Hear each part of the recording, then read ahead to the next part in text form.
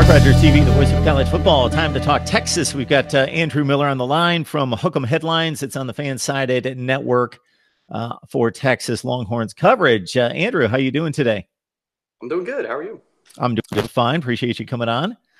Texas, of course, creating quite a buzz following a trip to the Big 12 championship game and the Sugar Bowl win. I guess before we dive into 2019, to put the 2018 season into perspective, the misstep in the championship game, but playing really well up until the last 4 or 5 minutes of the game after beating Oklahoma in the regular season and then pulling off an upset in the Sugar Bowl. Kind of your context on what happened in 2018.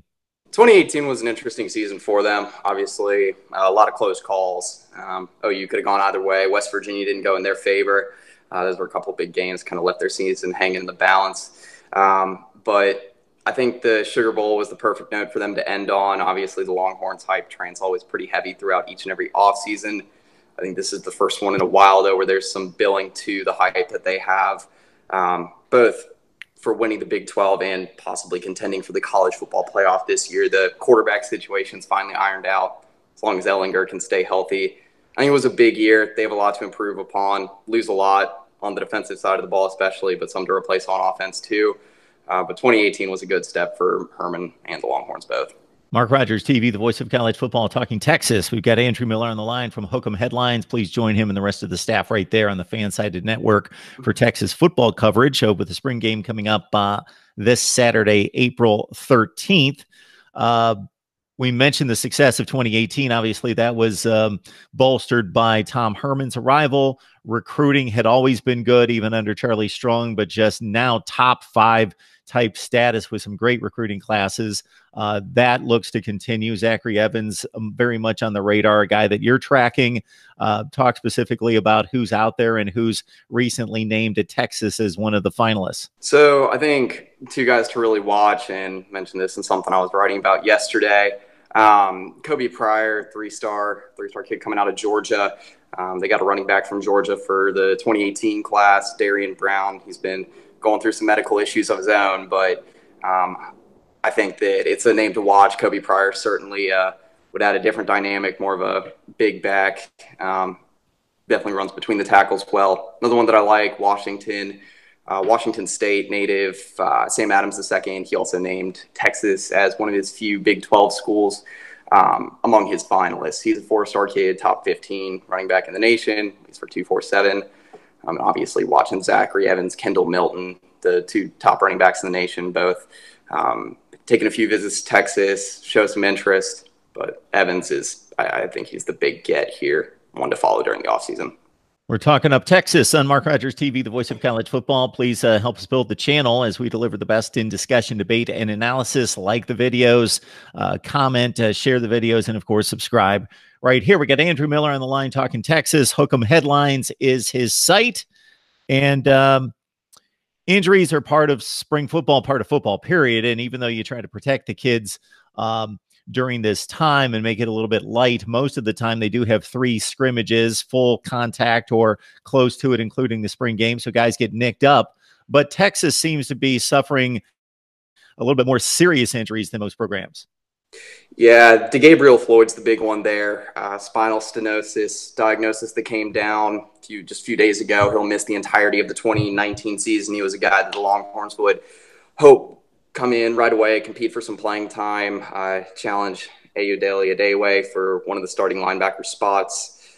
So that's probably the most severe of the bunch, but that wasn't from spring ball. That was from his time out west, like in California.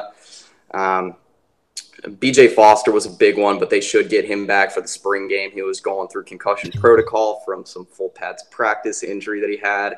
Caden Stearns, I think, would be a big one to watch moving forward. Never good to have lingering knee injuries that kind of gone under the radar a little bit. He missed some time during the Big 12 title game and the Sugar Bowl from this, and he still had to undergo another knee surgery. I don't know if he had to get knee surgery before. I think he elected to forego that, but he had to finally go ahead and do it, and I know that he kind of faded down the stretch, so that's for how talented he is, that's a big one to watch moving forward. Andrew, we're just a few days away from the spring game. Fans get hyped up to see football, and I understand that. I do as well. Then I catch about 3 plays and realize, okay, this isn't real football. You got to take it into context. Some things mean something, other things you got to completely disregard. As you approach the spring game with Texas, what are some of those key positions and players that you're going to be keeping your eye on? I think the distribution of the carries for running backs is going to be big. They've been trying out Jordan Whittington, really talented 5-star wide receiver signee that looks like he could get a pretty heavy workload with Keontae Ingram out of the backfield. I think the running back rotation is going to be a big thing. Backup quarterback play. Ellinger obviously has a long injury history.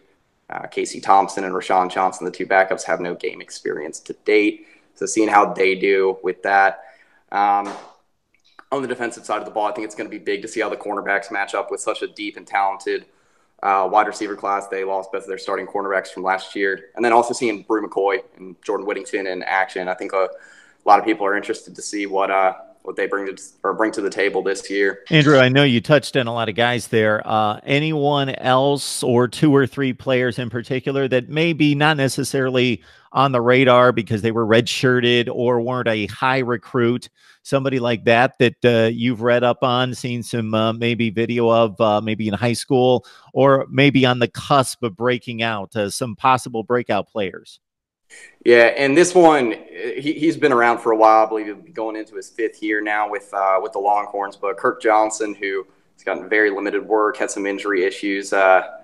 Brother of Colin Johnson, he's been getting work in the running back rotation. A name that most Longhorn fans probably know, but just general college football fans probably don't. He could be a big one to watch this year. I think it's important to see what Kobe Boyce does. He was a smaller cornerback for the Horns last year, 3-star recruit, and honestly didn't do so well in his playing time last year. But he could end up in a starting role this year. I think another big one to watch from the DN position. He is a 4-star guy, but kind of flown under the radar lately. DN Taquan Graham, he'll likely be a starter this year. If not, he will get significant playing time. Former 4-star kid, but in terms of like a Charles Omenihu type rise at the DN spot, my pick would be Taquan Graham. Good stuff. Andrew Miller delivering the goods on Texas football as we're just a few days away from the spring game. And of course, a lot of buzz around this football team every year, but specifically this year, following what happened down the stretch in 2018. You can join Andrew on Hook'em Headlines on the Fansided Network.